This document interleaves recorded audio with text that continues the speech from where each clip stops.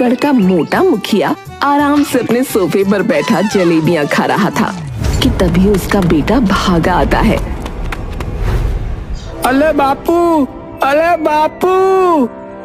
अरे क्यों चिल्ला रहा है रे डुग्गे, क्यों चिल्ला रहा है? अरे बापू, आके देखो एक बार। अरे क्या आग लग गई क्या है बे?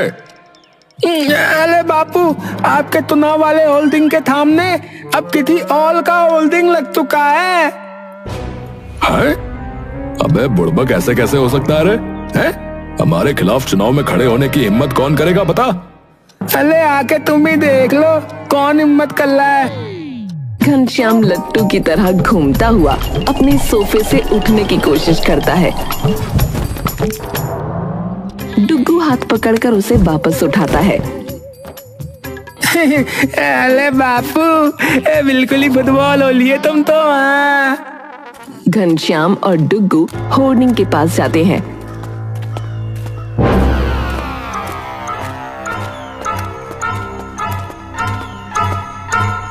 घनश्याम के होर्डिंग के साइड एक और होर्डिंग लगा होता है, जिसे देखकर घनश्याम के तोते उड़ जाते हैं।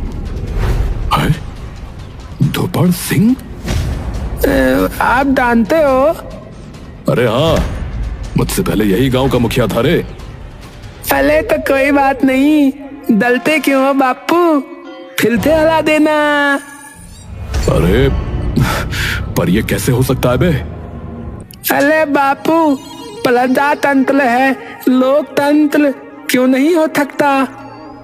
अरे प्रजातंत्र के फूफा, अरे ये धूपड़ सिंह तो मैंने मतलब ये 5 साल पहले ही मर चुका है भाई।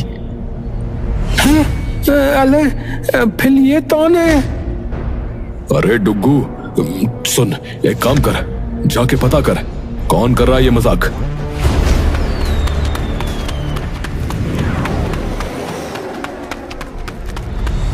डुग्गू हांफता हुआ ऑफिस में घुसता है।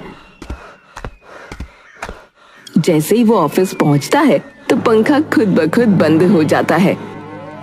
अले कोई है क्या? अले मुझे शिकायत करनी है, भूत मतलब उम्मीदवार मतलब धूपड़ सिंह के बारे में। धूपड़? अरे वो तो हमारे पुराने मुखिया हैं, जिन्होंने पता नहीं क्या क्या किया गांव में। अले तो छत में वो खड़ा हो रहा है। हाँ भाई, तो क्या लेटेगा चुनाव में, खड़ा नहीं होगा तो? अले पल वो तो मर चुका है ना। हाँ तो अब जो है सो है, खड़ा हो रहा है वो चुनाव में। और वैसे भी तुम्हारे बापू ने जिंदा रहते हुए कौन से तेल के कुएं खोद लिए? थल तमीज से बात कर लो। हाँ बापू है वो, हमारे बता ले आओ। ओहो सॉरी भाई सॉरी। हाँ तो ये बताओ कि तुम्हारे पिताश्री ने कौन से यहाँ तेल के कुएं खुदवा दिए? अरे ये गलत बात है, ऐसे ही थोड़ी कोई चुनाव लड़ लेगा, हम उसे बाहर निकलवा देंगे। अरे ये बत्ती क्यों नाच रही है ऐसे? ताथैया ताथैया ओ। पंखा उल्टा घूमने लगता है। रामकिशोर की आवाज बदल जाती है। नाम बोल डुग्गू, कौन भूत को चुनाव से हटाना चाहता है? दीदी कौन? जिसको तू चुनाव से हटाने आया। धूपड़ सिंह। शाबाश लड़के। पल धूपड़ जी, ऐसी क्या नौबत आन पली जो आपने वापस आने की तकलीफ करी? वापस?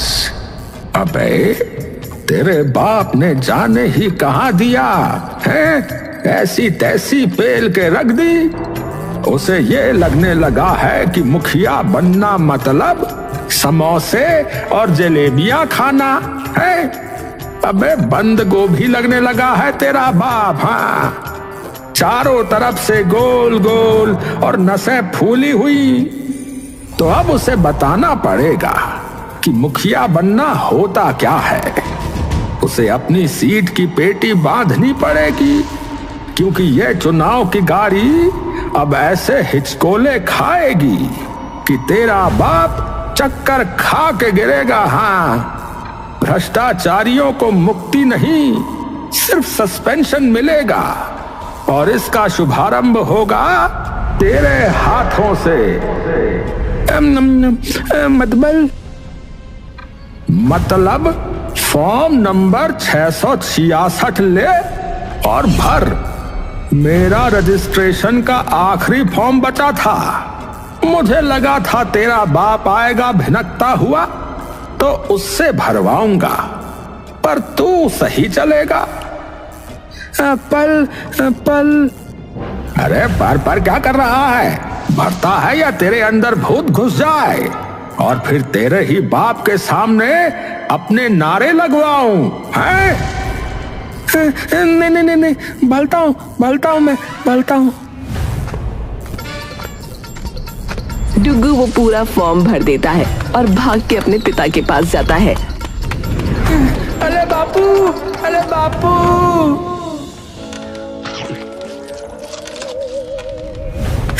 अरे बापू, अरे बापू। अबे क्या भूत देख के आया है क्या? है जो ऐसे चिंघाड़ रहा है नालायक? हाँ बापू, हाँ। है? क्या? अरे धूपल सिंह का भूत, वो ना आपके खिलाफ खड़ा होला है।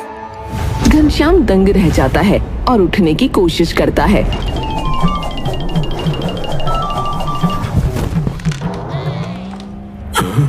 क्या? अरे पर ये कैसे हो सकता है? अरे उसे टिकट कैसे मिल गई? अरे मुझे क्या पता, पर उन्होंने ये बोला कि आपने दावती ऐसी तैती करके लग दी, खाए दी थी लिए खले होले। अरे सच कहा, मैंने किया तो कुछ नहीं है इस गांव के लिए, पर इसीलिए तो।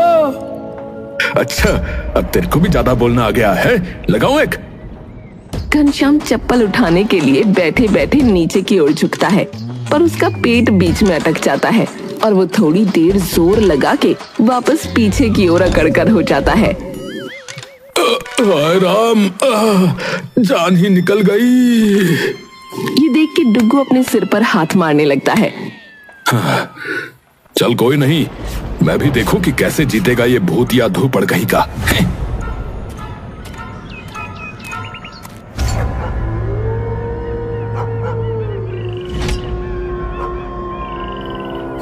शमशान घाट पर धूपड़ और उसकी 8 भूतों की टोली बैठी है। देखो मेरे भूतिया भाइयों बहनों, उस घनश्याम के पास नीचे जिंदा लोगों का समर्थन है, तो मुझे मुर्दा धूपड़ को अपने मुर्दा भाइयों बहनों का समर्थन चाहिए, ताकि मेरा झोलमगढ़ बच जाए भैया। हाँ भैया, पर हम लोग आपका प्रचार करेंगे कैसे? है वो घनश्याम तो लोगों को दिख सकता है, सुनाई दे सकता है, उनसे वो वोट मांग सकता है, रैली निकाल सकता है। सही बात भैया, हम तो लोगों के घर जाके अलग अलग से भाई वोट नहीं मांग सकते। हम अगर उनके घर चले गए तो हमारे मुंह पे गत्ते बंद हो जाएंगे। अब फिर कैसे करेंगे भैया?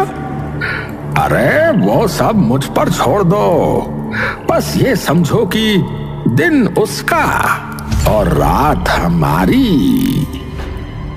मतलब क्या होगा क्या भैया, क्या होगा?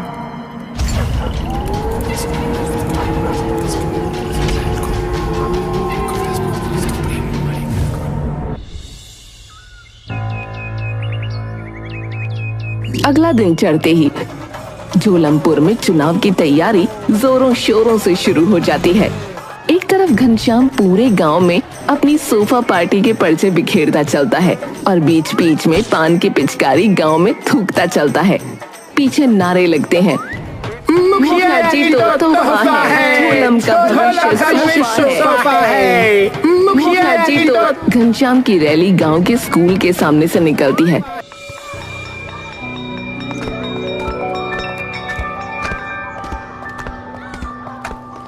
तभी घनश्याम बिना देखे पान की पिचकारी थूक देता है और वो पिचकारी जाकर एक बच्ची के पैरों पर गिरती है।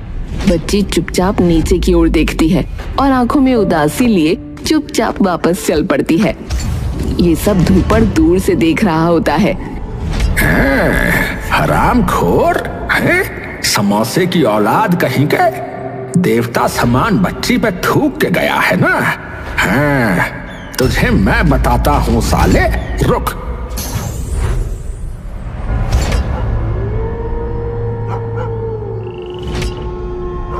उसी दिन की शाम धूपड़ सीधा घनश्याम के घर पहुंचता है, जहां घनश्याम सोफे पर बैठा आराम से पान चबाते हुए अपनी नाभि खुजा रहा होता है।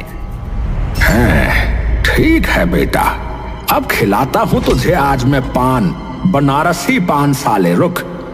घनश्याम पान थूकने के लिए पीकदान उठाता है, लेकिन जैसे ही वो पान थूकता है सारा वापस उसके ही मुंह पर आ गिरता है। अरे अरे ये क्या हुआ भैया? और कैसे हो धनिया, कैसन बा भैया है? घनश्याम डर के लुढ़कते पुढ़कते अपने सोफे से उठ खड़ा होता है। धूपड़, पहचान तो गया, ये ससुरे का नाती है। अबे क्यों पड़ गए भैया हमारे पीछे? अरे हमने तो कुछ भी नहीं किया है। वही तो धनिया, वही तो, अगर कुछ कर लेता तो ससुर हमको ना आना पड़ता। अरे हट बुढ़बा कहीं के, है? मरने के बाद भी हमको चैन ना लेने देते तुम। अबे चैन लेने के लिए मुखिया बने थे बे, हैं? तुम्हारा सबसे पहला कर्तव्य ही मुखिया होने के नाते ये था बेटा कि गांव की प्रगति के लिए काम करोगे। हाँ, गांव के विकास के लिए काम करोगे। और ये नेता भी देख लो, कम से कम चुनाव वाले वक्त पर तो लोगों के लिए कुछ काम करते हैं। पर तुम नालायक कहीं के, तुम हो गेंडे की खाल हैं। तुम तो अभी भी बैठे बैठे सिर्फ या तो पान चबाते हो, या समोसे गटकते हो, या जलेबियां पेलते हो, हैं? तुमने तो जितनी प्रगति गांव में हुई थी, ससुरी वो भी उल्टी खींच ली रे। अबे कैसे जाहिल हो बे तुम? तो सभी करते हैं वो। तुम ही थे बेवकूफ जो इन गांव वालों की चापलूसी करते थे। अरे ठेका उठाया है क्या है? इनके घर साफ करवाओ, इनकी नौकरी लगवाओ, इन्हें पैसे दिलवाओ, स्कूल बनवाओ, फ्री किताबें दिलवाओ, हैं? किसानों की मदद करो। और आखिर में क्या बोलो? कोई भी 2 टके का आदमी उठेगा और तुम्हें कमी ना बोल देगा, मतलब ही बोल देगा, भ्रष्ट बोल देगा। अरे कितना भी कर ले धूपड़, आखिर में कोई ना कोई तो गाली देगा ही देगा। हाँ, और पूरे दिन टांगे तुड़वाने के बाद भी गाली सुननी पड़े तो फिर क्या फायदा बोलो? इनका कितना भी कर लो, हाँ, पर इनका पेट नहीं भरने वाला। तो इसलिए कम से कम मैं अपना तो पेट भरूं। तूने भी खूब टांगे तुड़वाई ना, तो बता, किसी ने जात पूछी तेरी मरने के बाद? बता। ये लोग सिर्फ उंगली उठाना जानते हैं भैया, और कुछ नहीं। हाँ, अबे साले, इतने लोग हैं तो कोई ना कोई तो बुरा बोलेगा ही बे। हर उंगली एक सी नहीं होती, समझे?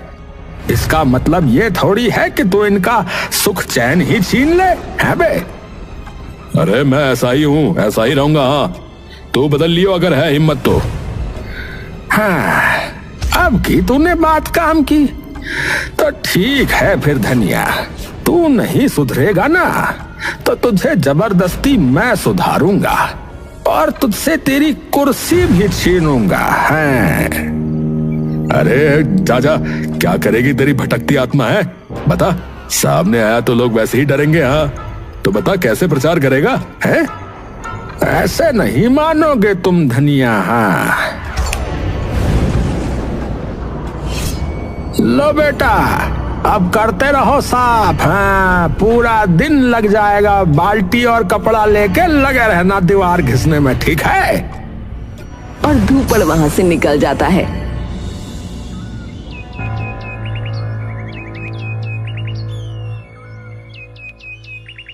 अगले दिन घनश्याम फिर प्रचार करने निकल पड़ता है, पर अब की बार वो घर घर जाकर सबसे मिलता है। नमस्कार बहन जी। नमस्कार मुखिया जी। बहन जी, ये लीजिए हमारी तरफ से एक मिठाई का डब्बा। घनश्याम उन्हें एक मिठाई का डब्बा देता है। अपना समर्थन इस बार भी मुझे ही दें और हमारी सोफा पार्टी को जिताए। जी मुखिया जी, पर मुखिया जी। बताइए बताइए, झिझकिए मत, बताइए, बोलिए। वो पूरे गांव में पिछले हफ्ते से बिजली नहीं आ रही और मेरे बच्चे का बुरा हाल हो गया है। मुझे पूरी रात जागकर उसे पंखा करना पड़ता है, तो आप कृपया इस समस्या का कुछ कीजिए ना। घनश्याम हड़बड़ा जाता है और वापस जाने लगता है। वापस जाते जाते बोलता है, हाँ ठीक है, मैं बोलता हूँ अपने आदमियों को, वो आ जाएंगे। ठीक है, नमस्कार जी। चलो भाई चलो।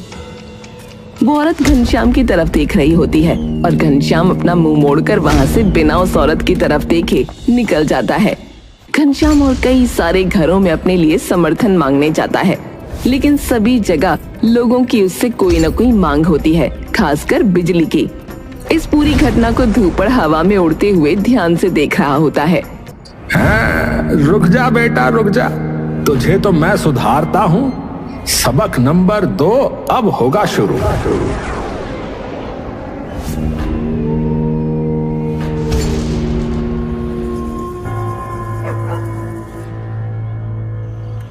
रात को घनश्याम आराम से कूलर के सामने भूकंप जितने तेज खर्राटे लेते हुए सो रहा था।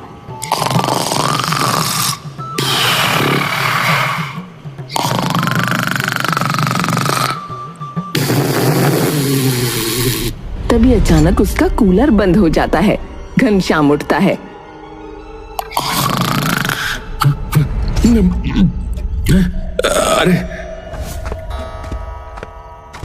अरे अब इसे क्या हो गया? कहीं उस इन्वर्टर की बैटरी तो खत्म नहीं हो गई? तभी धूपड़ की आवाज आती है। अच्छा, इन्वर्टर भी लगवा रखा है तूने, बिरला की औलाद है? घनश्याम झिझक कर पीछे हो जाता है। अबे भैया, अरे तू फिर आ गया रे। जब तक तो सुधरेगा नहीं मैं यूं ही आऊंगा बेटा। अबे अब क्या हो गया भाई, क्या हो गया? गांव की बिजली गई हुई है, तुझे दिखाई नहीं दे रहा? जितने भी घरों में गया हर जगह सबका रोना नहीं सुना तूने कि 1 हफ्ता हो गया और बिजली जरा भी नहीं है पूरे गांव में? है नहीं सुनी बातें? अरे तो बताओ, मैं क्या कोई बिजली का मिस्त्री हूँ? बोलो। है पूरे गांव में बिजली नहीं है तो बिजली विभाग में क्यों नहीं शिकायत कराता तू? अरे मैंने ठेका उठाया क्या सबका? है अपने आप करेंगे। मुझे पता था तू यही कहेगा, क्योंकि खाल सुअर की और अक्ल गधे की है तेरी। धूपड़ चिटकी बजाता है। अरे इतना गरम, ये क्या है? कोयले की शैया। जब तक इंसान के पीछे आग नहीं लगती तब तक वो कुछ नहीं करता। अरे पागल हो गए हो क्या भाई? अरे ये क्या कर रहे हो? लेकिन रुको, कहावत तो कुछ और है। हाँ, कहावत तो ये थी कि जब तक इंसान के पिछवाड़े पे आग नहीं लगती तब तक वो कुछ नहीं करता। तभी अचानक घनश्याम चीखता चीखता उछलता रहता है। अरे फूक गया रे, अरे फूक गया रे, अरे गर्मी, अरे। तभी वहाँ रेगिस्तान की गर्म लू भी चलने लगती है। भगवान, अरे ये इतनी गर्म हवा कहाँ से ले आए अब? अरे पूरा घर धधक रहा है भैया। ये सब गर्म हवा मैं सहारा रेगिस्तान से लेके आ रहा हूँ। हाँ, ऑनलाइन डिलीवरी हुई है।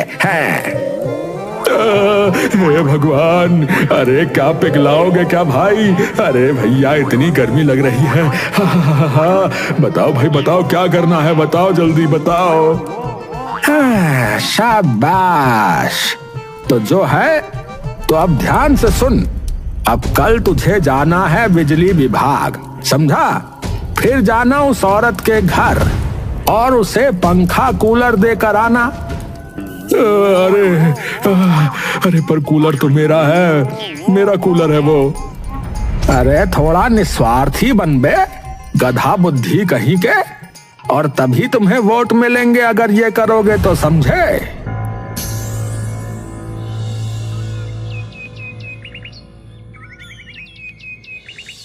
अगले दिन घनश्याम बिजली विभाग जाकर सारी समस्या सुलझाता है और गांव में बिजली वापस आ जाती है। अब घनश्याम अपना कूलर देने वापस उस औरत के घर जाता है। नमस्कार बहन जी। नमस्कार मुखिया जी, आपका बहुत बहुत धन्यवाद मुखिया जी, बिजली की समस्या सुलझाने के लिए। कोई नहीं, ये मैं आपके लिए कूलर लाया हूँ ताकि आपका बच्चा आराम से सो सके। वो औरत खुशी से झूम उठती है और मुखिया के पांव छू लेती है। मुखिया डर कर उसे उठाने लगता है। अरे नहीं बिटिया, पाँव नहीं छूते ऐसे। कोई बात नहीं। इतना कभी मेरे सगे बाप ने भी मेरे लिए नहीं किया जितना आपने कर दिया। घनश्याम चुपचाप उसे थोड़ी देर देखता रहता है और हाथ जोड़कर वापस चला जाता है। वहीं दूसरी ओर धूपड़ भी अपना प्रचार शुरू कर देता है और प्रचार का तरीका सबसे निराला। दिन में सामने नहीं आ सकता था तो वो लोगों के सपनों में आकर प्रचार करने लगा। सबसे पहले धूपड़ गांव के आदमी लल्लन के सपने में अपनी भूतों की रैली लेकर आ जाता है, जो नारे लगा रहे हैं। हमारा नेता कैसा हो, धूपड़ भूत जैसा हो। हमारा नेता कैसा हो, धूपड़ भूत जैसा हो। जिसे देखकर लल्लन डर जाता है। अरे डरो नहीं भैया, हैं? तुम बस ये बताओ कि तकलीफ क्या है और हल हम करके देंगे। ये वादा है भैया हमरा। हाँ, स्कूल में जो है मास्टर जी है नहीं भैया, और किताबें तो कबाड़ में बिक गई मुखिया जी। हाँ, हम जो है भूतिया एजुकेशन मिशन लॉन्च करेंगे। मास्टर जी नहीं तो हम भेजेंगे भूत मास्टर बलवंत, जो भूतकाल से पढ़ाएंगे और भविष्य तक लेकर जाएंगे। हाँ, मुखिया जी ने मेरा राशन कार्ड गोदाम में रख छोड़ा, बोले फोटो साफ नहीं है। हमारी सरकार में फोटो नहीं, भूख देखी जाएगी। राशन आएगा सीधे दरवाजे पर, चाहे इंसान लो या भूत।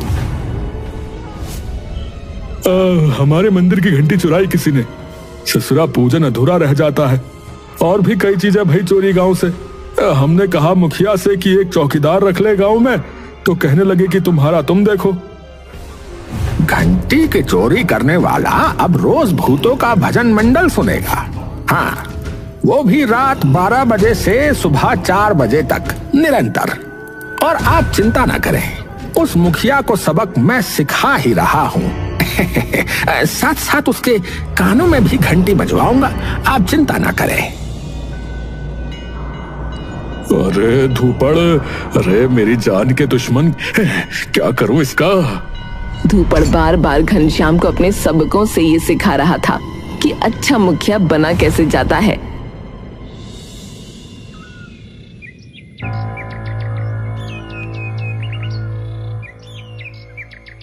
अगर घनश्याम लोगों की पानी की समस्या में मदद नहीं करता तो धूपड़ उसके घर का सारा पानी बंद कर देता। अगर वो लोगों की सेहत या बीमार लोगों की मदद न करता तो धूपड़ कभी उसके सर में दर्द कर देता या उसे दस्त लग जाते। अंततः चुनाव का दिन आ जाता है। घनश्याम और धूपड़ ने अपने अपने प्रचार में पूरी ताकत लगा दी थी। पूरा गांव इकट्ठा हो चुका था। सामने एक सजा हुआ मंच था जिस पर 2 माइक थे, एक पर घनश्याम और दूसरे पर धूपड़। घनश्याम तभी बोलना शुरू करता है कि गांव का कोई आदमी बीच में बोल पड़ता है। अरे नहीं भैया, ये नहीं, हटाओ घनश्याम को। हाँ, हमारा मुखिया तो जो है भूत ही बनेगा। हाँ, धूपड़ जी बनेंगे, इसने तो कुछ ना किया। तभी एक बच्ची उठती है और कहती है, नहीं, मेरे मम्मी पापा तो घनश्याम जी को ही चुनेंगे। अरे उसे चुनेंगे तो चूना लग जाएगा बिटिया। धूपड़ भूत ने सब सोच रखा है कि कैसे इस गांव की प्रगति होगी। हाँ, और इसने तो जो है पिछले साल में सत्यानाश कर दिया, बस और कुछ नहीं। तुम्हें पता है वो कितने अच्छे हैं। एक बार गलती से अपनी रैली में उन्होंने मेरे जूते पर अपना पान थूक दिया, लेकिन कुछ दिन बाद ही वो खुद मेरे घर आए, मुझसे माफी मांगी और मुझे नए जूते भी दिए। ये सुनकर धूपड़ चौंक कर घनश्याम की ओर देखता है और पूछता है, हाँ, तुमने सच में ये किया रे? घनश्याम हंसता है, बोलना शुरू करता है। कई बार मुझे लगता है कि नेता नेता नहीं, जोकर बन गए हैं। दिन रात वे लोगों के लिए कुछ करें ना करें, फिर भी हर बार उन्हें यही सुनने को मिलता है कि ये नेता तो निकम्मा है। तो मैंने भी सोचा कि जाने दो, जब इतना करने के बाद भी लोग गालियां ही देंगे तो इससे अच्छा मैं खुद का ही पेट भर लूं। और जैसा कि आप देख सकते हैं, मैंने सच में खुद का पेट भर लिया भाई।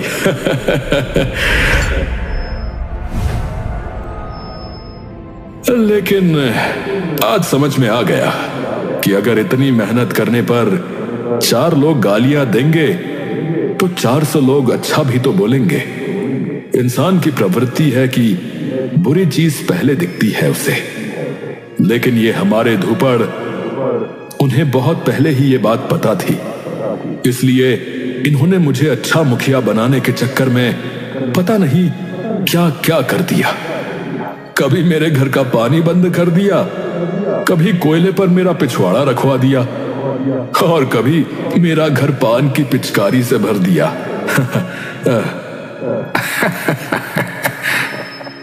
लेकिन जो भी किया अपने मतलब के लिए नहीं, मुझे सुधारने के लिए। करने को तो कुछ भी ना करते, क्योंकि अगर मैं ऐसा ही रहता तो ये चुनाव तो पक्का यही जीतते। लेकिन इन्होंने अपनी नहीं, मेरी सोची, मुझे सुधारने की सोची। नेता बनना मतलब सिर्फ कुर्सी पर बैठना नहीं होता। नेता बनना मतलब गांव की तकलीफ को अपना समझना होता है। और ये बात धूपड़ मुखिया जी मुझसे ज्यादा अच्छे से जानते हैं। तो मैं हाथ जोड़कर आप लोगों से विनती करता हूं कि आप अपना कीमती वोट इस बार धूपड़ जी को ही दें।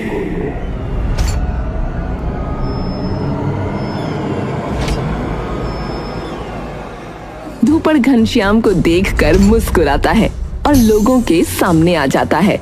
सभी लोग जब उसे स्टेज पर खड़ा देखते हैं तो थोड़ी देर के लिए चौंक जाते हैं। धनिया, तू जीत गया बबुआ। हाँ, पर पद से और वोट से नहीं, तू जीत गया एक इंसान बनने की जंग में। तू समझ गया कि जब कुछ लोग तुझे गलत कहते हैं तो इसका मतलब ये नहीं कि तू गलत है, बल्कि तू समझ गया कि सच्चा नेता वो है जो लोगों के भाव, दुख, तकलीफ अपने अंदर उतार सके। मुझे जो है बस तुझे यही सिखाना था रे, कि कैसे तू लोगों को खुद से ऊपर रख सके, अपने स्वाभिमान से ऊपर रख सके। और मुझे लगता है कि तुझे ये समझ आ गया है, इसीलिए अब मेरा काम खत्म हुआ। अब तू मुखिया बनने के सच में काबिल है। तो मैं चला भैया। तो बस फिर अब मुझे आज्ञा दो और यूं ही समाज की सेवा और भारत की सेवा करते रहो।